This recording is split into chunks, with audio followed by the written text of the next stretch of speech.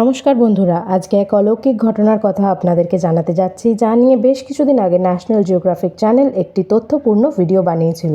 আজ জানাবো একটি 17 বছর বয়সী মেয়ের অলৌকিক কাহিনী, যা শুনে আপনি চমকে উঠবেন। তাই ভিডিওটি শেষ পর্যন্ত দেখতে থাকুন। চ্যানেলে নতুন বন্ধু হলে চ্যানেলটি সাবস্ক্রাইব করে পাশে থাকা বেল আইকনের অল অপশনটি সিলেক্ট করতে ভুলবেন না, যাতে এমন ভিডিও সবার আগে আপনার কাছে পৌঁছায়। তাহলে চলুন মূল ভিডিও শুরু করা যাক।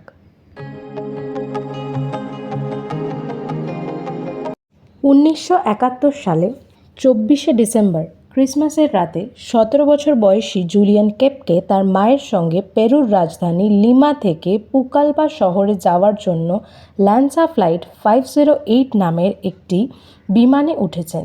তার বাবা মা দুজনেই জীববিজ্ঞানী ছিলেন এবং অ্যামাজন জঙ্গলে গবেষণা করতেন।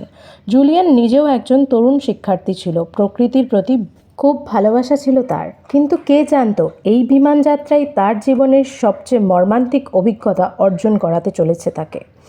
উড়োজাহাজটি যাত্রার সময় ভয়াবহ ঝড় ও মেঘের মধ্যে পড়ে।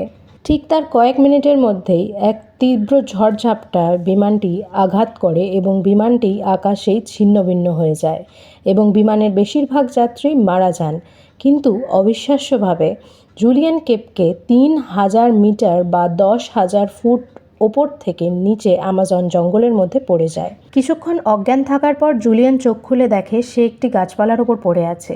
একটি হাত ভেঙে গিয়েছে তার এবং কাঁধ, চোখ, পায়ে মারাত্মক রক্তক্ষয় হয়। কিন্তু সে হার মানেনি। কোনো মতে নিজেকে সামলে চারিদিকে ঘুটঘুটে অন্ধকার এবং সাপ, খোপ, পোকামাকড় ও দৈত্যাকার গাছপালার সমেত জঙ্গল ছিল ভয়ঙ্কর, যেন চারিদিক থেকে মৃত্যু তাকে ডাকছে। কি করবে কিছু বুঝতে না পেরে কিছুক্ষণ পর তার বাবা মায়ের শেখানো জঙ্গলে টিকে থাকার কিছু টেকনিক কাজে লাগিয়ে বেঁচে থাকার চেষ্টা চালিয়ে যায় সে। একটি ক্ষুদ্র নালার সঙ্গে হাঁটতে শুরু করে সে, কারণ তার বাবা তাকে শিখিয়েছিলেন যে ছোট নদী বা নালা অনুসরণ করলে বড় নদীর সঙ্গে মিলে যায় এবং মানুষ বসতির দিকে নিয়ে যেতে পারে। জুলিয়ান 10 দিন ধরে ক্ষুধার্ত, আহত এবং একাকিত্ব ছিল। সে সংগ্রাম চালিয়ে যায়। গাছের ফল, নালার নোংরা জল এবং জলে ভেসে থাকা শ্যাওলা জাতীয় জিনিস খেয়ে বেঁচেছিল। তার এক পায়ে লার্ভা ঢুকে যায়, যেটা সে নিজেই যন্ত্রণার মধ্যে অপারেশন করে সারিয়ে তোলে। অবশেষে সে একটি স্থানীয় লোকেদের ছোট্ট গ্রামে পৌঁছায়। সেখান থেকে তাকে উদ্ধার করে হাসপাতালে নিয়ে যাওয়া হয়। ভাবা যায় বন্ধুরা, 17 বছরের একটি মেয়ে অ্যামাজনের মতন একটা জায়গায় পাড়ি দিয়ে জনবসতিতে পৌঁছে যায়।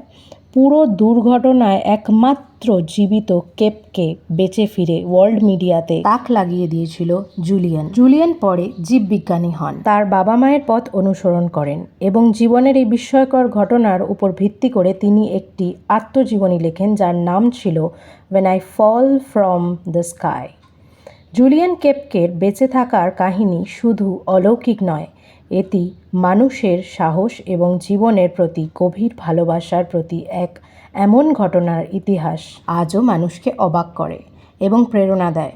বন্ধুরা, আপনি কি আগে এই বিষয়ে জানতেন? তাহলে কমেন্ট করে আমাদের জানাবেন। বন্ধুরা, আজ এই পর্যন্তই। ভিডিওটি ভালো লাগলে লাইক করে পাশে থাকবেন। খুব শিগগিরই দেখা হচ্ছে নতুন একটি পর্বে। ততদিন সুস্থ থাকবেন, ভালো থাকবেন। ধন্যবাদ।